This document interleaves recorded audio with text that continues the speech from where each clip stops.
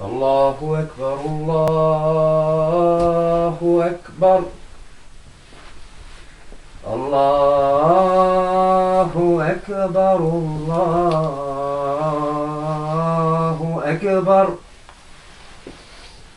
أشهد أن لا إله إلا الله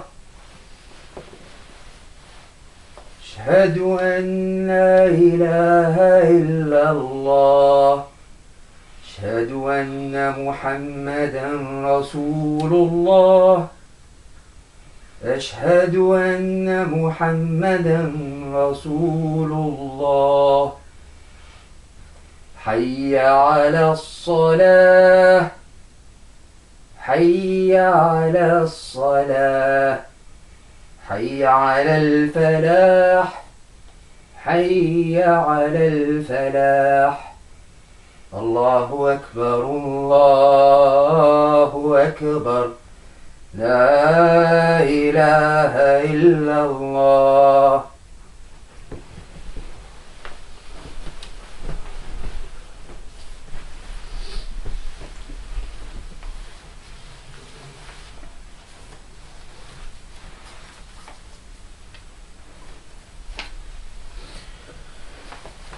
الله أكبر الحمد لله الله أكبر كبيرا والحمد لله كثيرا وسبحان الله بكرة وأصيلا. الحمد لله الذي هدانا لنعمة الإسلام وما كنا لنهتدي لولا أن هدانا الله.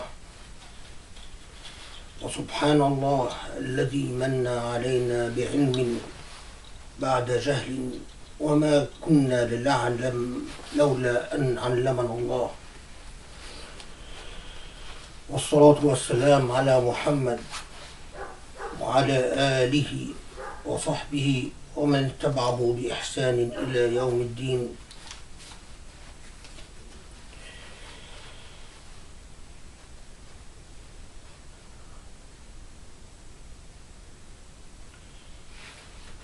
There, at every moment that one thinks about the plight or the amount of challenges and problems that confront our Muslim ummah,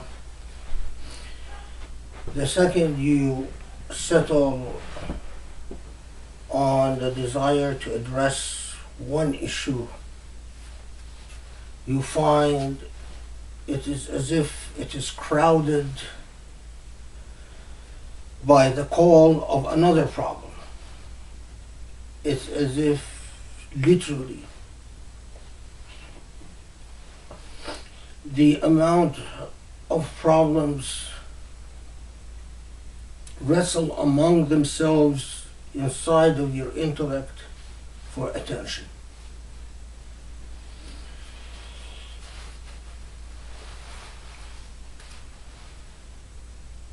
And we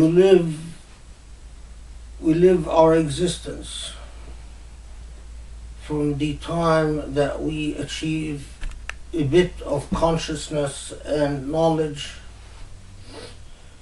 always wondering about the same question again and again. How could this be? Why is this what it is?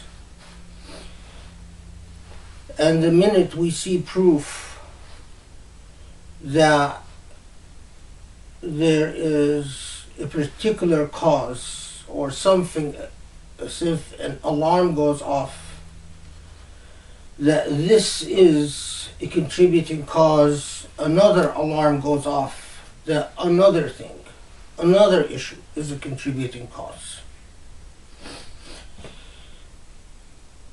And if one is honest with themselves, we go back to the first principles, the primary principles, secondary principles, and we scrutinize them. We scrutinize them to ask, is there something in these principles that could be at the heart of the problem? But if we are honest with ourselves, again, we know the existence of these principles elsewhere. In other words, the same principles are shared by other people, and they seem to produce something quite different. And the principles themselves, logically, morally, conscientiously, are in their pristineness most elevated. Most elevated. What could be more elevated than being told that your responsibility is individual, that you are accountable for what you do, not what anyone else does, that you are a fully mature human being and you cannot rely on the ultimate statement of individual autonomy and responsibility that we read about in philosophy and we read about in elevated thought, if you will, that if you treat human beings as mature adults, they behave as mature adults. But if you treat human beings paternalistically, or you treat them as if they are do not have the maturity to take responsibility for themselves, they fail to take responsibility for themselves, what could be more elevated than a strict measure of justice? If you do good, you will get good. And if you do bad, you will get bad. What could be more elevated than being taught that, do you know who is the true mu'min? Who is the true mu'min, O Prophet of God? The true mu'min is that person who treats others as they would like to be treated.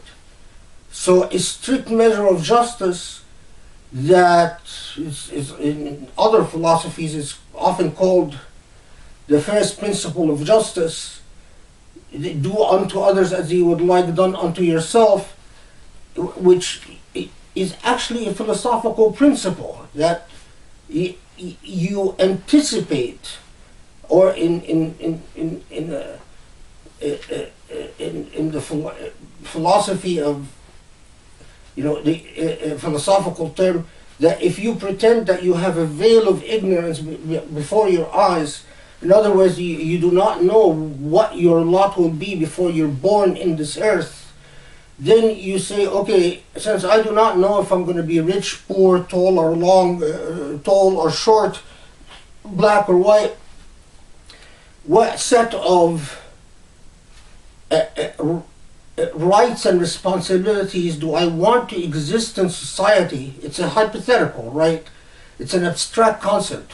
What set of rights and duties do I want to exist in society so that when I come to existence, and in case I luck out, in case I turn out not having the best, that I end up being treated fairly. This very simple principle is encapsulated by the idea of treat others like you would like to be treated. The one is in philosophy, the other is in the mountains of our Prophet ﷺ.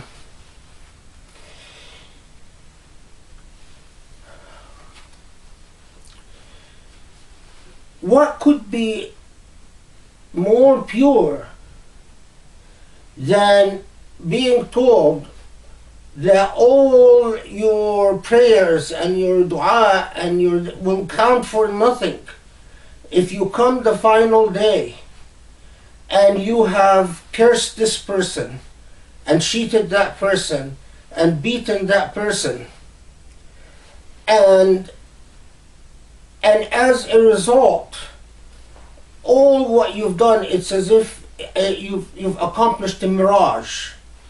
In other words, that piety cannot be simply an abstract concept without translating into behavior, into actual physical manifestation of your belief system into action.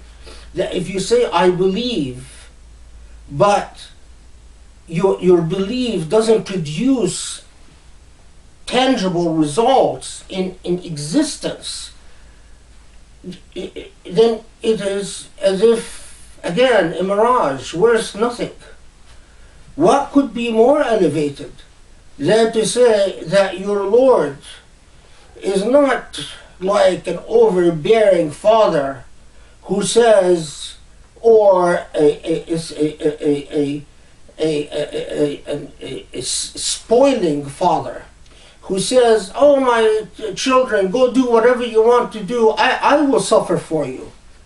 And that, or your Lord doesn't say, oh my children, go do what you do, I don't care about you because you're my children, you're the chosen ones. Rather, we have a Lord that says, I am merciful, I am compassionate, but I respect you. You have your full freedom, your full autonomy, but know this. Because I respect you, I will treat you in indirect measure to how you behave, what you say, and what you do. And when we turn to this father and say, so give us words of wisdom, this father tells us, as Luqman told his son, know that your path in life should be a path of mercy and compassion. Know that at the same time that with injustice you must be as solid as rock, and that with the suffering you must be as soft as cotton, and even softer.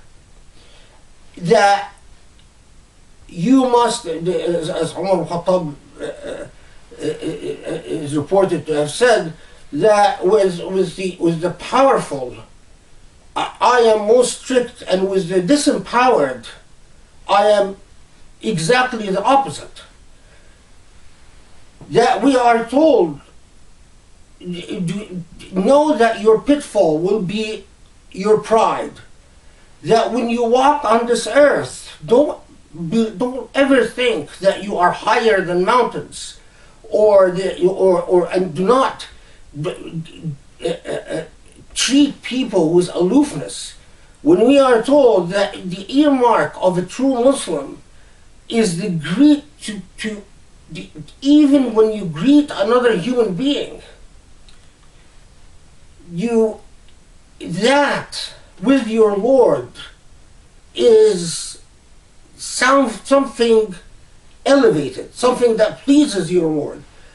In other words, that even the kindest and simplest act of humility and kindness and the simplest act of beneficence counts with your Lord. When we are told that the greeting that matters the most, your philosophy in life, philosophy in existence, is peace be with you, peace be unto you, peace over you, peace under you. In other words, an existence of peace. When you are told that if you want uluwan fil ard wa fasad, that if you want to be mighty and arrogant and powerful on earth, and you want to do whatever you want to do and corrupt the existence, then your father will be most angry at you. But if you walk with humility and you want nothing but to bring civilization and goodness, then your father will be most pleased with you. And in the midst of all of this, then we say, well, what could be more elevated than this? So what is the problem?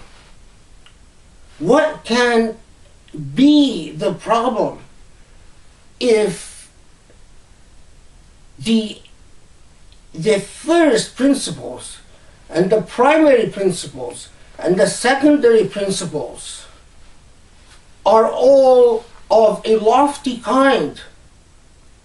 Then why is it that as a nation, I am willing to concede, there are people plotting here and plotting there, but they would not be able to harm Muslims if Muslims did not harm themselves first. They would not be able to work their poison if Muslims didn't agree to drink it first.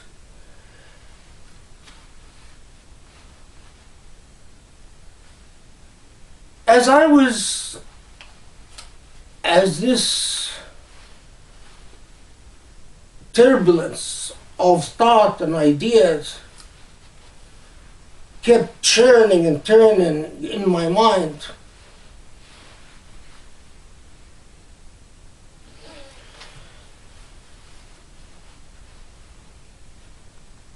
I find the verse among I kept remembering again and again the Quranic revelation, Allah's word, الذين آمنوا ولم يلبسوا إيمانهم بظلم أولئك هم المهتدون.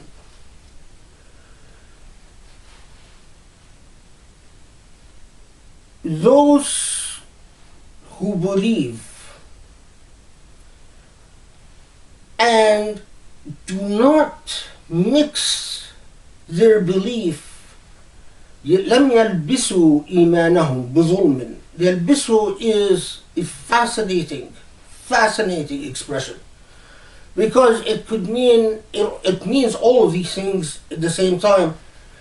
That they did not mix their faith with injustice. They did not confuse their faith with injustice.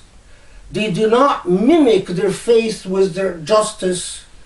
They did not place pretenses with their faith, pretenses of injustice, pretensions of injustice. لم يلبسوا إيمانهم بظلم. Faith, yes. Iman, yes. But this Iman must exist as if on a scale of justice. It must be weighed by a measure, a balance of justice. And if it is not if it is not settled on a scale of justice, it is as if you are not a muhtadi, as if you are not guided. وَأُولَٰئِكَ هُمُ الْمُهْتَدُونَ. Those who have the Iman placed on a scale of justice, then those are the guided. If not, you're not guided. Those are not guided.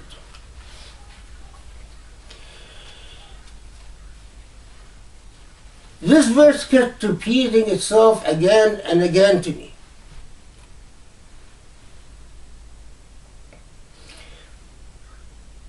It is not just possible, but it is natural that when human beings transform a faith into something of a drug, only to be used in order to used selfishly in order to induce a selfish motion or a selfish process within themselves. So in other words, when people use faith in order to, they go out in the world, they function in the world, they do whatever they do in the world, but Iman is used for those moments in which you need the indulgent tranquilizer. Iman is used when you need that high, that social high vis-a-vis others. Iman is used when you feel despair and you want a cause. In other words, you turn your Iman not balanced on a scale of justice, not Iman from the perspective of I understand the true principles, that the true parental principles that tie me to my Lord and that teach me, in fact, not to use my faith to be unfair towards others, but to indeed inspire in me fairness towards others. Instead, I am using my faith as a feel-good measure. When I treat others badly, then my faith can come and console me. When I'm being arrogant and pompous, then my faith comes and says, it's okay, God is there to basically as a feel-good measure when you feel alienated through your own behavior. That is لبس الإيمان بظلم. That is where your faith becomes a mechanism of injustice. When your faith, instead of becoming an element of elevation, an element of fairest or principles or primary or secondary principles, an element which propels you as a human being, it becomes exactly like an intoxicant that makes you numb as a human being, makes you unconscious as a human being, or makes you indulgent as a human being. You ask Allah that we not be among them. Allahumma af'ana waghfir lana. واذكروا الله يذكركم.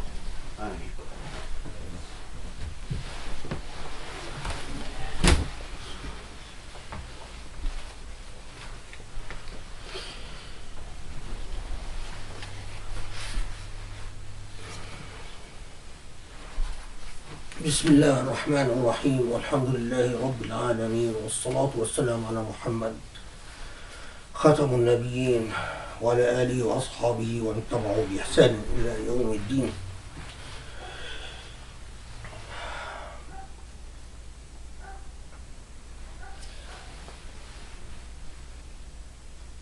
Human beings, societies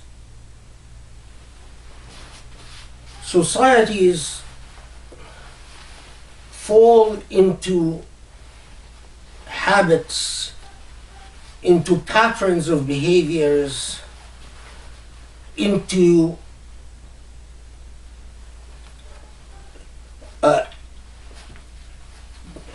patterns is actually the patterns of behaviors that they copy from each other as if seamlessly.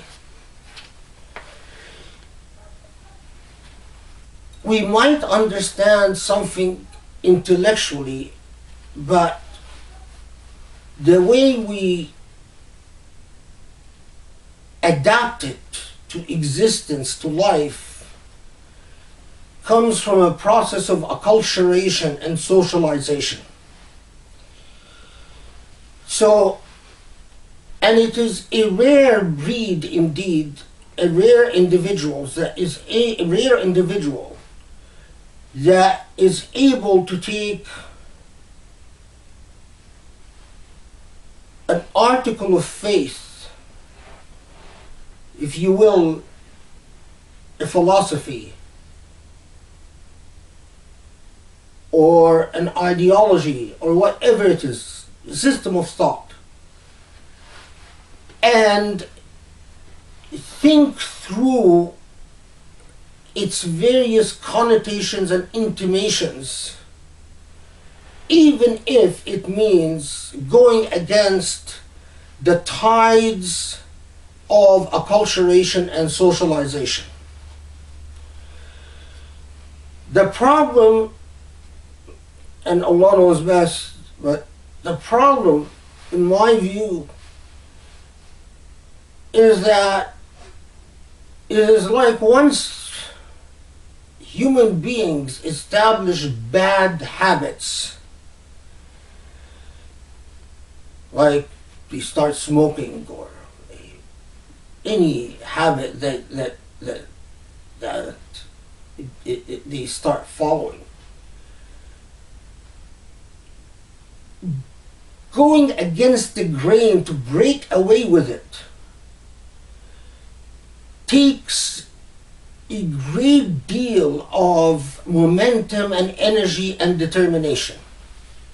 It cannot just simply understanding what is right without the resolve, especially when you are not writing on a empty sheet or a blank page. You are writing on something upon which there has been a great deal of socialization and acculturation. And so you are literally taking the first principles and saying, I am not going to follow the pathways. You know, if you look at water when it flows, there are set pathways. And when these pathways, you try to get the water to alter the pre-established pathways, it takes a great deal of effort, because naturally the water will struggle to go down the pathways that are already established. And there is no way of going around the issues for various complicated reasons. The